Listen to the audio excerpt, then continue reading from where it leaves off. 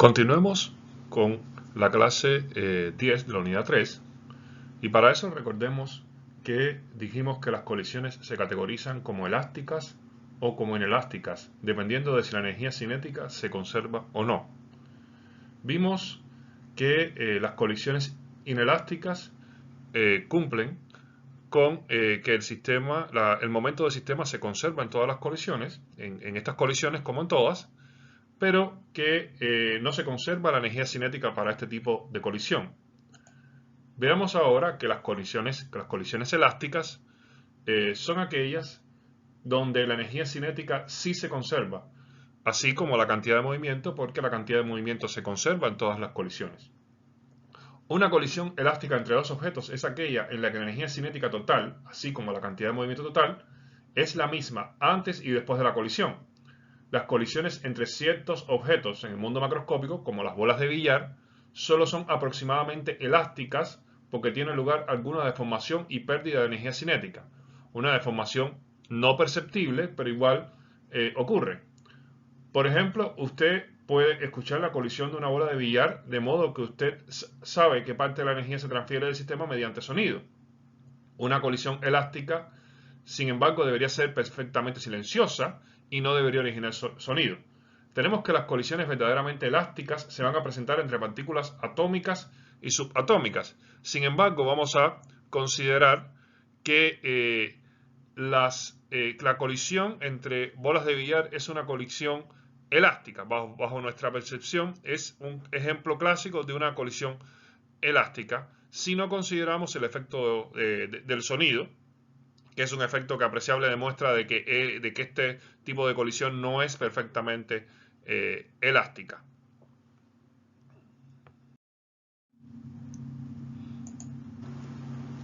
Vamos a ver cómo van a ser las velocidades finales en las colisiones perfectamente elásticas en una colisión. Consideremos dos partículas de masa m1 y m2 que se mueven a lo largo de la misma línea recta con velocidades iniciales v1i y v2i, o sea, v1 inicial y v2 inicial. Y antes de la colisión, estas partículas se van a acercar una a la otra. Las dos partículas colisionan de frente y abandonan el punto de colisión con velocidades diferentes. Como la cantidad de movimiento de un sistema aislado en colisión siempre se va a conservar, entonces vamos a tener que se va a cumplir que M1V1 inicial más M2V2 inicial va a ser igual a M1V1 final más M2V2 final. Lo que va a suceder después de la colisión está representado acá. Las dos partículas van a ir cada una en sentido contrario con velocidades distintas o dadas por esta relación. Ahora, si la colisión es también elástica, entonces también hay una conservación de la energía cinética, por lo tanto también se puede plantear la ecuación de la energía cinética, donde vemos que la energía cinética de la partícula 1, de la bola 1 al inicio, más la energía cinética de la bola 2 al inicio, va a ser igual a la energía cinética de la bola 1 al final, más energía cinética de la bola 2 al final. Entonces tendríamos estas dos ecuaciones y para conocer las velocidades finales a partir de las velocidades iniciales podríamos hallar dos incógnitas y esas dos incógnitas se pueden hallar perfectamente con estas ecuaciones. Si comparamos colisiones inelásticas y elásticas en cuanto a las ecuaciones que tienen, ellas vamos a tener que como datos siempre vamos a tener al inicio las velocidades iniciales de la bola 1 y de la bola 2 con sus masas y las incógnitas van a ser las velocidades finales. O sea, la pregunta que nos hacemos es ¿cuáles van a ser las velocidades finales si conocemos las velocidades iniciales? Tenemos que siempre vamos a tener la conservación de la cantidad de movimiento y necesitamos más ecuaciones para resolver el problema. Si la colisión es perfectamente inelástico, entonces va a suceder esto, que la velocidad final de las dos partículas va a ser única porque cuando 1 y 2 interaccionan van a quedar pegadas, por lo tanto ellas dos van a salir con una velocidad única y se va a cumplir esta ecuación. Como las velocidades son únicas, esta expresión se transforma en que V1 final y V2 final van a ser el mismo valor, por lo tanto podemos sacar que es V final por M1 más M2. Por lo tanto, si yo despejo la V final va a ser igual a esta ecuación. En el caso de si la colisión es elástica, entonces va a haber la conservación de la energía cinética, que nos va a dar la segunda ecuación para poder hallar los dos valores de velocidad final que se van a obtener. Una velocidad final para la bola 1 y una velocidad final para la bola 2, que van a ser distintas, no iguales como en el caso de la colisión perfectamente inelástica.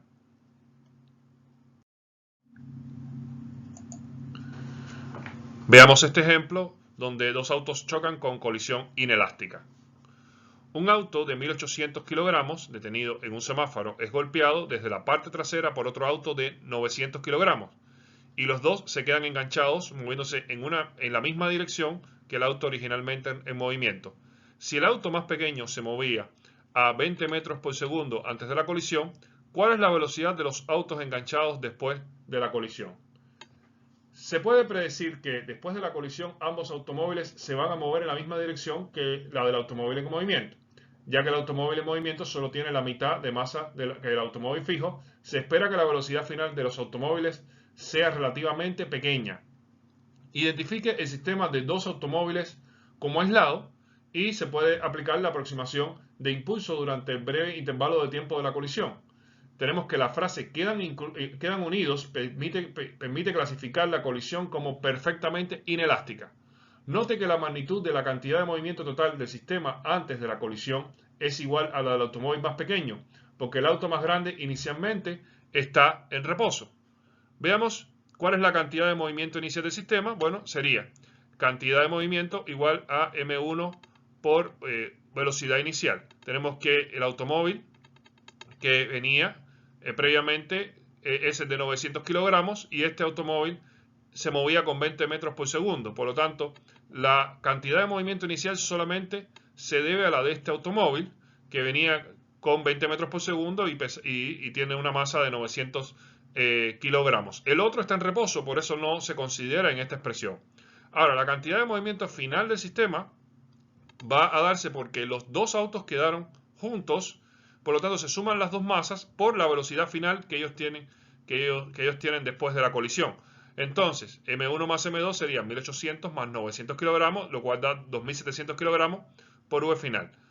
Entonces se aplica la conservación de la cantidad de movimiento, lo cual consistiría en igualar P inicial a P final. Eso quiere decir que tenemos que lo que hay inicialmente se iguala a la velocidad, al término que queda al final. 900 por 20, que va a ser igual a 1,80 por 10 a la 4 kilogramos por metro sobre segundo, va a ser igual entonces a el valor 2700 kilogramos por V final. Entonces con eso puedo despejar la velocidad final, donde la velocidad final va a ser igual a la P inicial sobre M1 más M2, donde la P inicial nos dio 1,8 por 10 a la 4 kilogramos metros sobre segundo, y eso lo colocamos arriba, entre M1 más M2 que son 2700 kilogramos. Con eso podemos hallar la velocidad final, que sería 6,67 metros por segundo. La dirección de la velocidad final de la combinación es la misma que la velocidad de automóvil en movimiento. O sea, como vemos, como el movimiento venía en una dirección, entonces esta dirección se va a mantener, pero con una velocidad menor, porque vimos que la velocidad inicial era 20 metros por segundo. Ahora la velocidad al final se va a mantener menor, se va a mantener en 6,67 metros por segundo.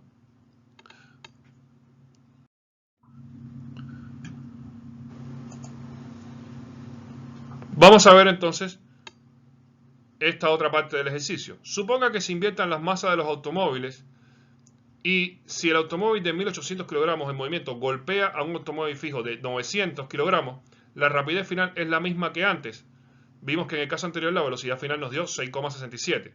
Si se invierten, entonces ahora el de 1800 kilogramos va a ser el que va a golpear al de 900 kilogramos. O sea, el más grande ahora es el que golpea al más pequeño. Eso quiere decir que la cantidad de movimiento inicial ya no es 900 por 20, sino va a ser 1800 por 20. Como es 1800 por 20, dividido entre la M1 más M2, entonces vamos a ver que esto nos va a dar 13,3 metros por segundo, lo cual es bastante superior, de hecho es 2 veces mayor que lo que había dado la velocidad final anterior. Eso porque la masa del automóvil es 2 veces mayor. O sea, como ahora el automóvil es 2 veces mayor, entonces la velocidad final que se va a obtener es 2 veces mayor Pero lo que vimos es que en el caso de que el automóvil más grande colisione al más pequeño, la velocidad con la que se mantuvo después de la colisión, todo el sistema fue bastante superior. Tenemos que la velocidad inicial, recuerden que era 20 metros por segundo la que traía el automóvil. Si ese automóvil que trae 20 metros por segundo es muy grande, entonces obviamente después de la colisión va a hacer que el auto que estaba en reposo avance más.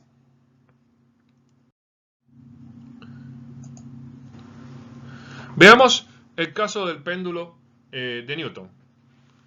El péndulo de Newton es un ingenioso dispositivo que explica la conservación de la cantidad de movimiento y la energía cinética a través de esto que vemos acá. Consiste de 5 bolas duras idénticas sostenidas por cuerdas de iguales longitudes. Cuando la bola 1, que vamos a llamar la bola que está en un extremo, se retira y se libera, después de la colisión casi elástica entre ella y la bola 2, la bola 1 se detiene y la bola 5, que es la del otro extremo, se mueve hacia afuera, como se muestra en la figura, como se muestra en esta animación y como se muestra en la figura acá. O sea, tenemos que cuando uno golpea acá, entonces la quinta bola se va hacia afuera. Entonces, la pregunta que se hace acá, y busquémosla acá, si las bolas 1 y 2 se retiran, bueno, veamos, si esto pasó si la bola 1 fue la que se desplazó hacia afuera. Ahora, si yo en vez de tomar una bola tomara 2 y las impulsara, entonces iban a salir hacia afuera las últimas bolas, las bolas 4 y 5 se balancearían hacia afuera. Y obviamente si yo aumento el número de bolas, entonces va a seguir aumentando. Eso es porque aumentamos la masa al doble, entonces va a salir el doble de la masa, va a salir hacia afuera. Ahora, la pregunta que se hace es la siguiente. ¿Alguna vez es posible que cuando la bola 1 se libere, se detenga después de la colisión y las bolas 4 y 5 se balanceen en el lado opuesto y viajen con la mitad de la rapidez de la bola 1, como sucede acá en la figura C? O sea, lo que me preguntan es si esto que pasa acá, bueno, que sale, entra una y sale la otra, podría cambiarse en algún momento, podría ocurrir en algún momento que cuando entre estas salgan dos bolas. Ahora, por supuesto que las dos no van a salir con toda la velocidad, pero podrían salir con la mitad de la velocidad. O sea, si es posible que la bola 1 desplace a las bolas 4 y 5, ella sola. Sabemos, bueno, por lo que decíamos, cuando yo impulso la bola 1, sale la bola 5. Si yo impulsara la bola 1 y 2, saldrían las bolas 4 y 5. Aquí la pregunta es si yo al impulsar la bola 1, salen las bolas 4 y 5. Si eso puede suceder. Bueno, ahí tenemos que considerar, con la ayuda de la figura C, pensar en que una bola llega desde la izquierda y las bolas salen de la colisión a la derecha. Este es el fenómeno que se quiere probar para ver si podría ocurrir alguna vez, este que está acá. Debido al intervalo de tiempo muy breve entre la llegada de la bola desde la izquierda y la partida de las bolas a la derecha, se puede usar la aproximación de impulso para ignorar las fuerzas gravitacionales sobre las bolas y clasificar el sistema de 5 bolas como aislado en términos de cantidad de movimiento y energía. Ya que las bolas son duras, las colisiones entre ellas se pueden clasificar como elásticas para propósitos de los cálculos. Vamos a ver que la cantidad de movimiento del sistema antes de la colisión va a estar dada por la cantidad de movimiento mv, donde v va a ser la rapidez de la bola 1 justo antes de la colisión. Y la energía cinética del sistema justo antes de la colisión va a estar dada por la energía cinética igual a 1 medio mv cuadrado.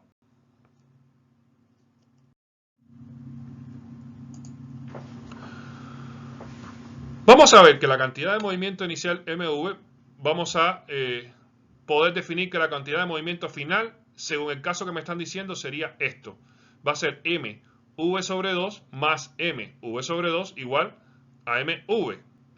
Porque entonces las bolas 4 y 5 se alejarían cada una con rapidez v sobre 2. Si esto es así, entonces la cantidad de movimiento del sistema se va a conservar y esta igualdad se puede dar sin ningún problema. Ahora, vamos a ver lo que pasa con la energía cinética. En el caso de la energía cinética, vamos a tener que la energía cinética inicial va a ser igual a 1 medio mv cuadrado, mientras que la energía cinética final va a estar dada por 1 medio mv sobre 2 al cuadrado más 1 medio mv sobre 2 al cuadrado. Si tenemos esto así es porque la bola 4 se va a mover con velocidad 1 sobre 2 y la bola 5 se va a mover con velocidad 1 sobre 2. Por lo tanto, esta sería la expresión para la energía cinética final. Quiere decir esto que si yo calculara, me va a dar que esto va a ser 1/4 de mv cuadrado, lo cual es diferente de la energía cinética inicial. Por lo tanto, lo que podemos ver acá es que a pesar de que la cantidad de movimiento del sistema se conserva en esta situación, la energía cinética no, porque 1 medio mv cuadrado no es igual a 1/4 mv cuadrado. Por lo tanto, esta situación no puede ocurrir porque la energía cinética no se va a conservar.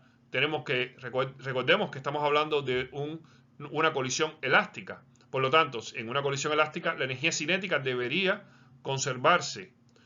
Al no conservarse, por lo tanto, no se puede cumplir esto que pasa acá. O sea, lo obvio va a ser que va a ocurrir esta interacción, pero esta no va a poder ocurrir. Ahora, ¿qué pasaría si las bolas 4 y 5 se unen con pegamento? ¿Qué ocurre ahora cuando la bola 1 es alejada y liberada? Bien, si estamos pegando 4 y 5 con pegamento, quiere decir que las estamos forzando a que se muevan sí o sí ante el golpe que hace la bola 1. Ahora, ¿qué va a pasar? ¿Cómo se va a mover? En este caso, la conservación de la cantidad de movimiento va a estar dada por cantidad de movimiento inicial igual a cantidad de movimiento final. La cantidad de movimiento inicial va a estar dada por el movimiento de la velocidad de la bola 1. Y la cantidad de movimiento final va a estar dada por la velocidad final de la bola 1 más 2 veces la velocidad de la masa, 2 veces la masa por la velocidad de 4 y 5. Bien, 2 veces la masa porque la masa de 4 y 5 es 2 veces la masa de 1. Por lo tanto, la masa finalmente aquí se duplica porque estamos hablando de movimiento de dos bolas que están pegadas. Y la velocidad la llamamos velocidad 4 y 5 porque son las dos bolas 4 y 5 las que se están moviendo. Ahora, al final debemos considerar también un posible movimiento de la bola 1. Por lo tanto, aquí tenemos esta expresión como conservación de la cantidad de movimiento. La cantidad de movimiento de la bola 1 es al inicio, las bolas 4 y 5 estaban en reposo, mientras que acá al final la bola 1 podría moverse de alguna manera porque ella venía con velocidad y las bolas 4 y 5 se mueven con esta expresión, donde les recuerdo que el 2 proviene de que estamos hablando de 2 veces la masa, entonces 2 veces la masa por la velocidad que adoptan las bolas 4 y 5.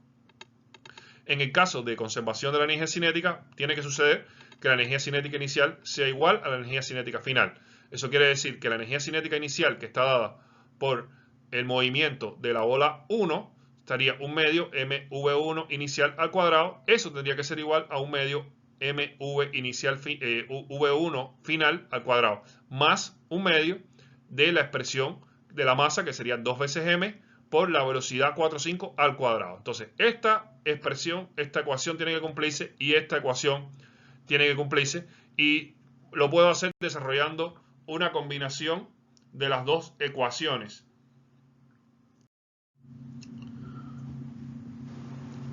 Vamos a ver que en esta situación las bolas 4 y 5 deben moverse juntas como un solo objeto después de la colisión.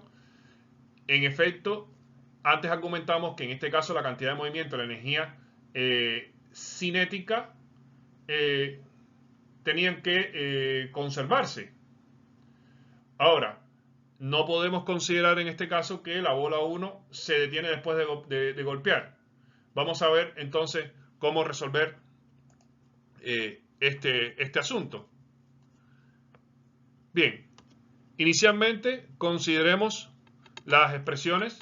La expresión que tenemos de conservación de la cantidad de movimiento, que habíamos dicho que era esta, y transformémosla eliminando las masas de la ecuación porque están en todos los términos y nos queda V1 inicial igual a V1 final más 2V45. Y pasemos el V final restando para el otro lado y dejamos esta expresión como la conservación de la cantidad de movimiento. En el caso de la energía cinética partimos de esta expresión y también eliminemos las masas y eliminemos un medio por la masa lo eliminamos y entonces nos queda V1 inicial al cuadrado esto lo pasamos restando, menos V1 final al cuadrado es igual a 2 masas, a 2 veces V45 al cuadrado. O sea, aquí lo que hicimos fue eliminar un medio m, un medio m y un medio m, y entonces nos quedó aquí este valor, nos quedó en este otro valor acá, pero restado, porque lo pasamos para el lado izquierdo, y aquí, cuando eliminamos un medio m, nos quedó 2 por V45 al cuadrado. Y nos queda esta expresión. Entonces, podemos transformar esta expresión, ya que la resta de 2 cuadrados puede ser igual a la suma de la multiplicación de la suma por la resta de los dos términos. Entonces, tenemos esta expresión, lo que es igual a lo que está aquí a la derecha, y esta la llamamos como 1. Entonces, lo que hacemos ahora es dividir Cm y 1. O sea, lo que hacemos es que dividimos el valor de 1 entre Cm, lo contrario de lo que tenemos escrito acá. O sea, dividimos 1 entre Cm y entonces obtenemos esta expresión. Lo que tenemos arriba es 1, lo que tenemos abajo es Cm.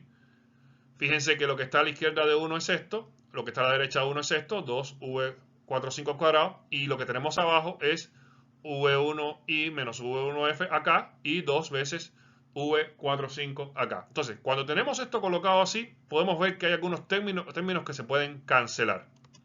Podemos cancelar estos dos, porque son el mismo término, entonces esto se vuelve 1.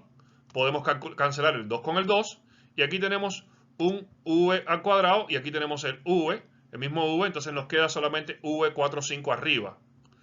Si yo ejecuto esto, entonces me queda V1i más V1f igual a V45, y eso lo voy a llamar como la expresión 2. Entonces lo que hago ahora es sumar esta expresión 2 más la expresión de la cantidad de movimiento, y vamos a ver que hay algún término que se puede cancelar acá. Cuando yo sumo, este término se hace 0, V1 final y V1 final negativo se puede hacer 0 acá, entonces me va a quedar que 2 veces el V1 inicial va a ser igual a 3 veces V45. ¿Por qué? Porque aquí un V1 inicial más un V1 inicial son 2 veces V1 inicial, y aquí un V45 más 2 V45 es 1 más 2, me queda 3 V45, y me queda esta expresión que llamé 3.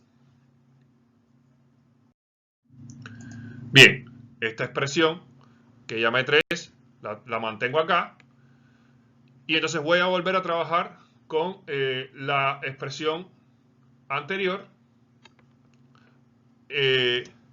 multiplicando la expresión que había llamado 2 por menos 2, y sumo esta expresión a la de cantidad de movimiento.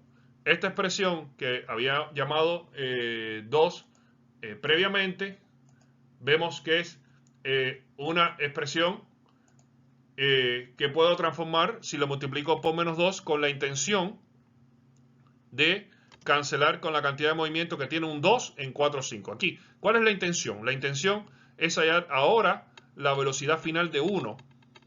Y para eso voy a tener que cancelar la velocidad final de 4, 5, la velocidad de 4, 5. Y para eso lo que hago es que multiplico la ecuación que previamente había derivado, que había obtenido, la multiplico por menos 2. La ecuación que antes obtuve y que llamé 2, entonces esa la voy a multiplicar por menos 2. Recuerden que esta ecuación que llamé 2 la obtuve en el paso previo cuando dividí la ecuación que llamé 1 entre la ecuación de la cantidad de movimiento. Entonces, con esta ecuación acá puedo sumar, y puedo, entonces aquí se me va este 2V45 con este menos 2V45, y me queda menos 2 más 1, me queda menos V1 inicial, y aquí menos 2 menos 1 me queda menos 3 V1 final, y eso igual a 0 porque esta la cancelé. Y a esta ecuación nueva la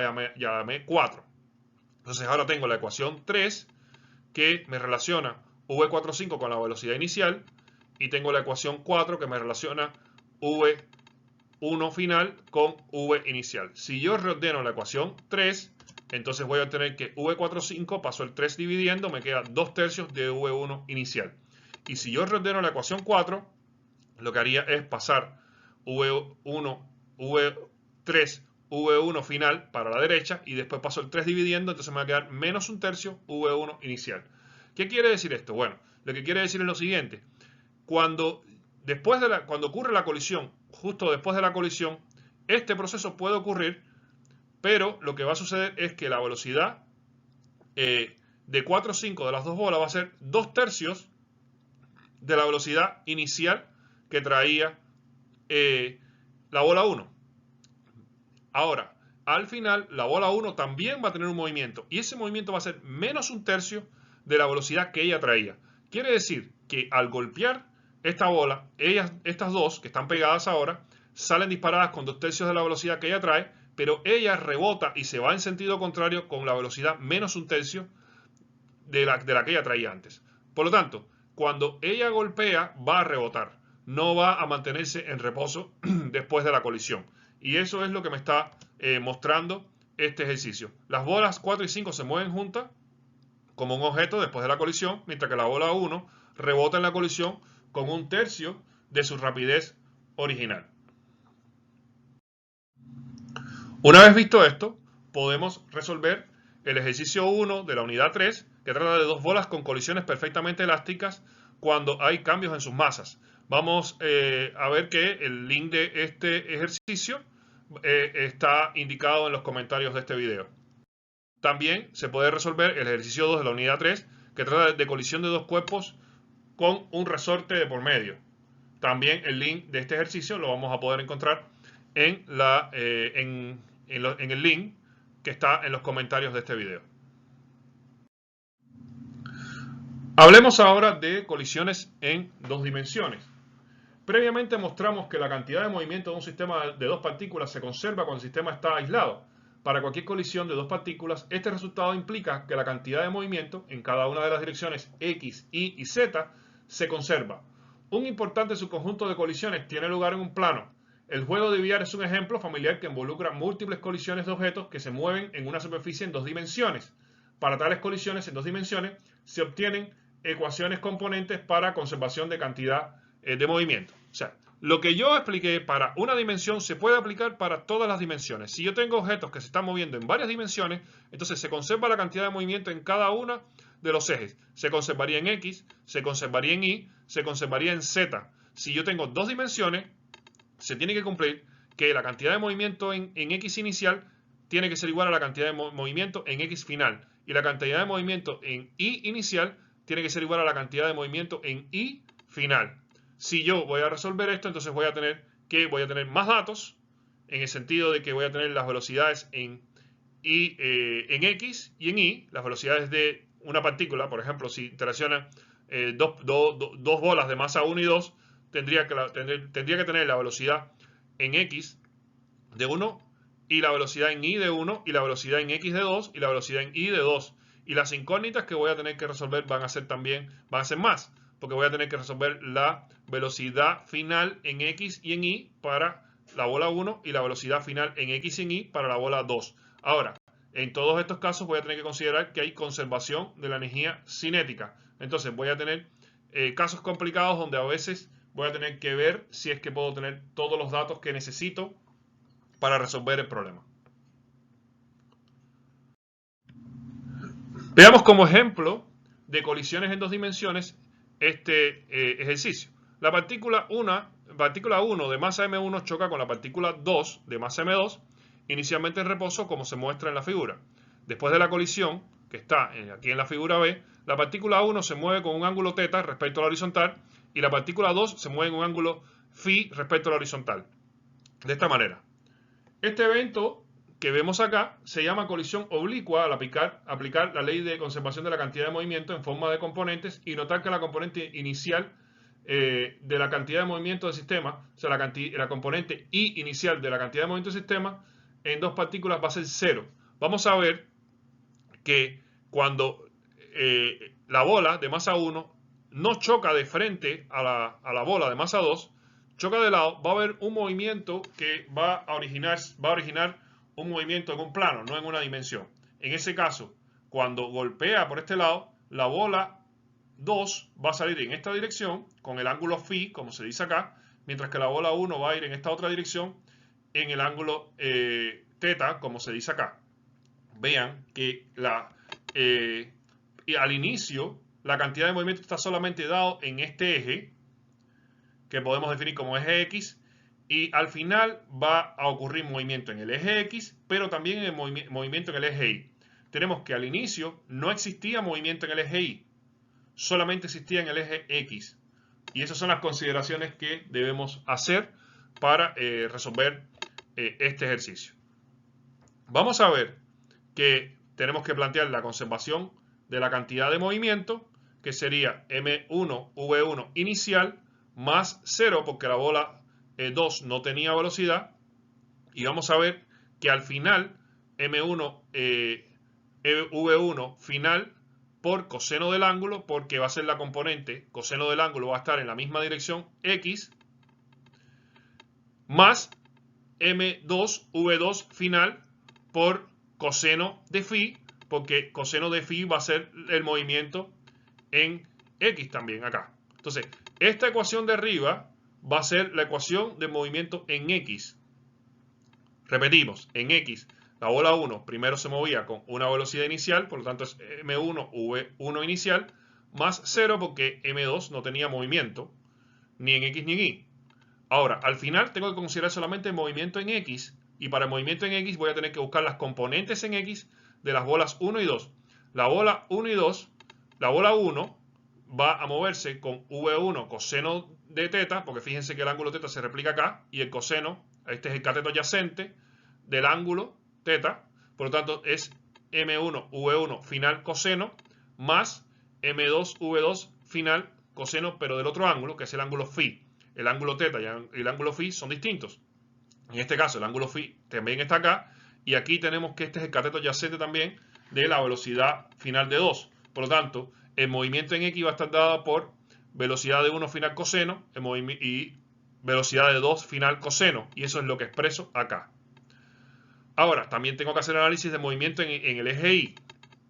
En el eje Y al inicio no había movimiento, por lo tanto puedo decir que tanto 1 como 2 tenían 0 en esa dirección, y al final vamos a ver que las componentes van a estar dadas por el seno. Tenemos que este vector que vemos acá es la componente en Y de movimiento de 1, y va a ser, si yo lo proyecto acá, va a ser el vector opuesto, el cateto opuesto al ángulo teta, mientras que acá el vector V2 final va a tener en el triángulo, va a estar aquí también cateto opuesto del ángulo phi.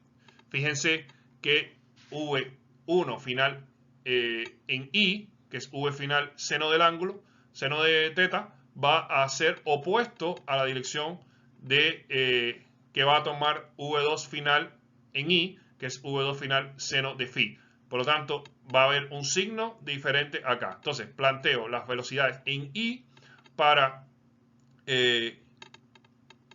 la masa, para la bola 1 va a ser M1 V1 final seno de teta, y lo resto, porque va en sentido contrario, a M2 V2 final seno de phi. Por lo tanto, aquí quedan planteadas la ecuación que está en la dirección X, y está planteada la ecuación que está en la dirección Y. Y junto con esas dos ecuaciones, teniendo esas dos ecuaciones y además la energía cinética, yo tendría 3 ecuaciones y voy a tener 4 incógnitas que hallar, porque tengo que hallar la velocidad final de 1, la velocidad final de 2, pero además voy a tener que hallar también los ángulos teta y phi. Por lo tanto, necesitaría como dato alguna de estas magnitudes para no para tener cómo calcularla, porque con 3 ecuaciones no es posible calcular 4 incógnitas. Eso es lo que habría que tener en cuenta si uno tuviera que hacer un cálculo en un sistema como este.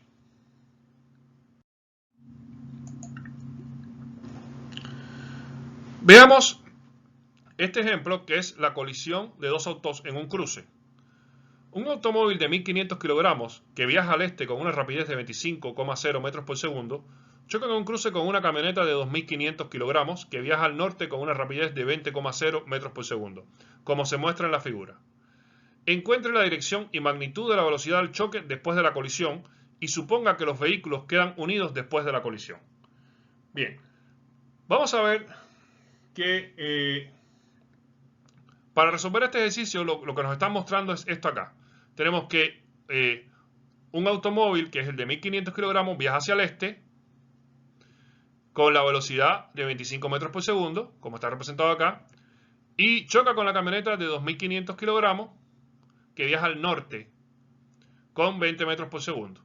O sea, al chocar ellos dos, salen disparados con este ángulo que se define aquí como θ. En este ejercicio elegimos el este a lo largo de la dirección X positiva y el norte a lo largo de la dirección Y positiva. Es lo primero que vamos a hacer acá. Como se consideran los momentos inmediatamente antes e inmediatamente después de la colisión como definitorios del intervalo de tiempo, se ignora el efecto pequeño de la fricción que la fricción tendría sobre las llantas del automóvil y el sistema de dos autos se puede modelar como aislado. También se ignoran los tamaños de los automóviles y se les modela como partículas. La colisión es perfectamente inelástica porque los dos autos quedan unidos después de la colisión. Antes de la colisión, el único objeto que tiene cantidad de movimiento en la dirección X es el automóvil. Por lo tanto, la magnitud de la cantidad de movimiento inicial total del sistema, automóvil más camioneta, en la dirección X solo es la del automóvil. De igual modo, la cantidad de movimiento inicial total del sistema en la dirección Y es solamente la de la camioneta. Después de la colisión, suponga que los dos autos se mueven a un ángulo θ y rapidez v final. O sea, lo que tenemos que ver acá es que en la componente en X solamente se mueve el automóvil y en la componente en Y solamente se mueve la camioneta al inicio. Después al final ambos se mueven con un ángulo, por lo tanto van a tener componentes en X y en Y. Planteamos primero la cantidad de movimiento inicial y final del sistema en la dirección X. Tenemos que al inicio vamos a ver que tenemos el automóvil, es el que se mueve en la dirección X, de masa 1500 kilogramos por la velocidad que traía, que es 25 metros por segundo. Por lo tanto, la cantidad de movimiento inicial en X es 1500 por 25. Eso me da 3,75 por 10 a la 4 kilogramos metros sobre segundo.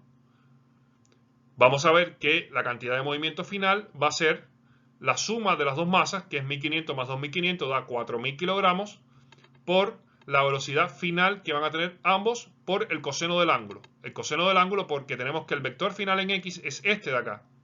Y este vector, si construyo un triángulo rectángulo, vamos a ver que el ángulo va a ser el ángulo θ. Este vector de acá, el vector que se va a originar acá, va a ser el vector adyacente al triángulo. La hipotenusa de ese triángulo sería el vector velocidad final y tenemos que el vector, este va a ser el cateto adyacente al ángulo, que lo podemos replicar, el ángulo θ que está acá lo podemos replicar acá. Entonces la relación que va a existir entre la velocidad final en X y la velocidad final va a estar dada por el coseno del ángulo, porque tenemos cateto adyacente sobre hipotenusa.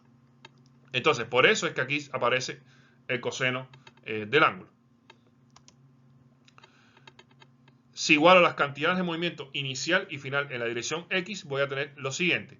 Sería 3,75 por 10 a la 4 kilogramos metros sobre segundo. Va a ser igual a lo que está abajo, que es 4000 por V final por coseno de θ. Y esta ecuación la llamé A. Ahora, veamos la cantidad de movimiento inicial y final del sistema en la dirección Y. Recuerden que en la dirección Y solamente venía con velocidad la camioneta. Por lo tanto, en la dirección Y sería la masa de la camioneta, 2500 kilogramos, por la velocidad que traía la camioneta, que es 20 metros por segundo, y eso me va a dar igual a 5,00 por 10 a la 4 kilogramos metros sobre segundo. Al final, tenemos que la camioneta, cuando ocurre el choque, va a moverse, digamos, en el eje Y. El movimiento que va a ocurrir en el eje Y va a estar dado por el movimiento de los dos, de la camioneta y del auto, pero sería en la componente en Y. La componente en Y sería la componente que esté en esta dirección.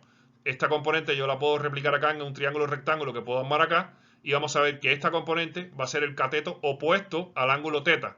Eso quiere decir que la relación que existe entre V final en Y y el ángulo θ va a estar dada por el seno, porque es cateto opuesto sobre hipotenusa, donde la hipotenusa es la velocidad final.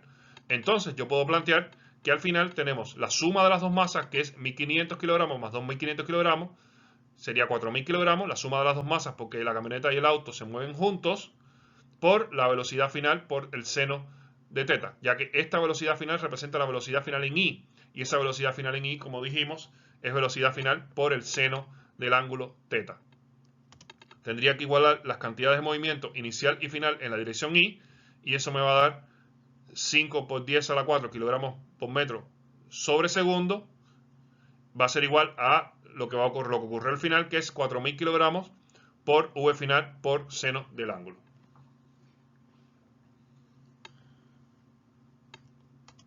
Entonces lo que hacemos ahora es dividir B entre A. Si lo que hacemos es dividir B entre A, entonces planteamos esta ecuación arriba y esta ecuación abajo. Eso va a ser igual a tangente del ángulo, porque 4000 entre 4000 se va, velocidad final entre velocidad final se va, y aquí lo que me queda es la tangente del ángulo. Y esa tangente del ángulo va a ser igual a 5 por 10 a la 4 sobre 3,75 por 10 a la 4. O sea, lo que está del lado izquierdo de la expresión me queda ahora acá. Entonces tengo que tangente del ángulo va a ser igual a 5 entre 3,75 por 10 a la 4, que se va también. Y eso me queda que tangente del ángulo es igual a 1,33. Considerando eso, lo que tengo que hallar es la tangente inversa para poder determinar el ángulo. Y me quedaría un ángulo de 53,1 grados. Note que el ángulo teta está cualitativamente en concordancia con la figura que se muestra acá. Además que la rapidez, vamos a ver entonces cuál va a ser la rapidez final que vamos a obtener considerando ese ángulo teta. Tenemos que la rapidez final va a estar dada, va a poder hallarse si tomo esta ecuación B, conociendo ya el ángulo, puedo llegar a la velocidad final acá. Sería entonces, tendría que sustituir el seno de 53,1, lo pasaría dividiendo, los 4000 los pasaría dividiendo y obtendría entonces 5 por 10 a la 4 kilogramos metros sobre segundo sobre los 4000 kilogramos sobre seno de 53,1. Si calculo eso, entonces me da que la velocidad final es 15,6 metros por segundo. Podemos ver que la rapidez final de la combinación que tenemos acá va a ser menor que las magnitudes de velocidad iniciales que traían los dos automóviles. Vamos a ver que un automóvil traía 25 metros por segundo, el otro traía 20 metros por segundo y la velocidad final dio menor. Por supuesto que mientras más velocidad traen ellos, mayor va a ser la velocidad con la que van a salir, pero va a ser una menor velocidad que la que traían ambos al principio. Este resultado es consistente con la energía cinética del sistema a reducir en una colisión inelástica. Fíjense que como es una colisión inelástica, no se cumple la igualdad de la energía cinética. Aquí tenemos que la energía cinética disminuyó para ambos cuerpos. Y una vez visto esto, hemos concluido la clase 10 de la unidad 3.